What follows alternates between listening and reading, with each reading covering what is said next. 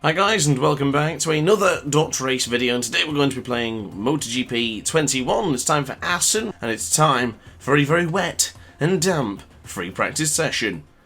So here in Assen, we got the rain suit on in the very wet conditions of the Cathedral of Motorsport. What an amazing track this is. I do very much enjoy Assen in any video game format, and watching it on the television, of course, is just as awesome as anything I can imagine. Assen is just truly an amazing track, but for the time being we are in MotoE, and this is our very first experience with using this electric machine in the wet, so I'm keen to see how we get on with these tyres. Of course, these tyres have been recycled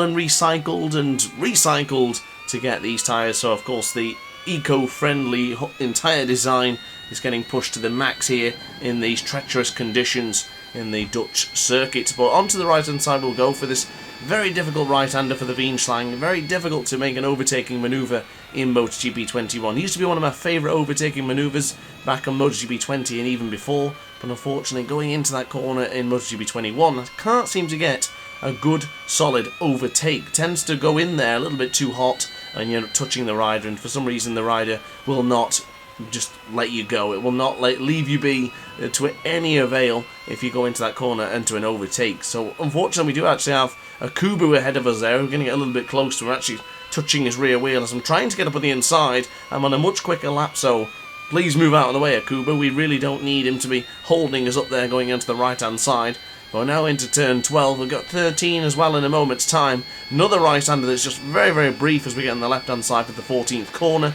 And then we'll continue going into the Ramshook. It's going to be the hardest part of this track. Hard braking zone in just a moment's time. Here we go. Hard on the brakes. Right-hand side for the gear Timmer box chicane. Left-hand side will go. Ooh! Just barely invalidated the lap.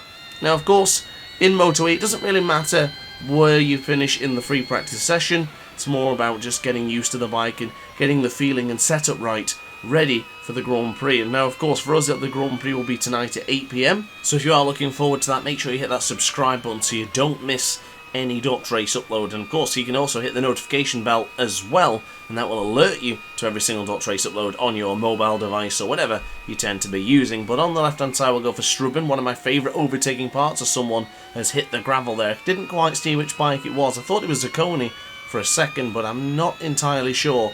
Maybe one of the Octo Pramac riders, but not entirely sure, unfortunately. But the soft rear tyre looking a bit warm there as we came out of Strubben. Now going into the Wienschlang, still very warm. How is it on the left hand side for the Russian hook? It's still very tomato-like, very red. I am running power setting 2. I might consider dropping it to power setting 1. I don't think power setting 3 is a good idea in these wet, treacherous conditions. It might be a little bit too risky on the acceleration. I don't have a twitchy throttle the best at times, but you never know with power setting 3 and count it, 0 traction control. And as you've seen, a little bit of a moment going into Mandoven there, a little bit of a slide, and once again another slide going into the Dukersloot. Very eager on the acceleration, but I think more than anything it's just that because the tyres are just so warm right now, we are making a little bit too many mistakes. So we have to pay attention to the tyres if it's going to be a wet race tonight at 8 PM. We have to be very cautious and very tentative on the acceleration if that is the case. But braking now into the right-hander for the Great Timmer chicane. Now let's see if we can get out of there in a nice clean fashion. Looks like we do manage it. Wonderfully done there as we get across the line. This lap time is going to be a 1:51.636, which of course has been invalidated, but not like it really mattered anything anyway. One of the championship and we've actually gone wide. I was just about to mention one of the championship protagonists. Dominic Egerter is only there in 17th, but unfortunately mistakes have been made. There's a bike in the middle of the track. It's Kevin Zanoni, but this lap time will also be a write-off. But what is important is we make sure we continue just to get some laps in, just get a bit of feeling for the wet conditions, because if it's going to be a wet race, then we need to be primed and ready during the practice sessions to get ourselves prepared for the Grand Prix itself.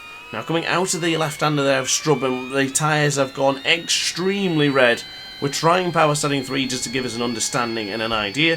So it's best to try these things in sessions that don't really count, that don't really matter, because of course if you try it in a session that really matters, such as an e-pole session, you're going to probably end up wasting a lap or two. But of course in the e-pole session, only one lap is given to the riders in MotoE. The track is entirely up to you, and you have to do one lap, and make sure it's your best one, because there's no do-overs or mulligans, my friends.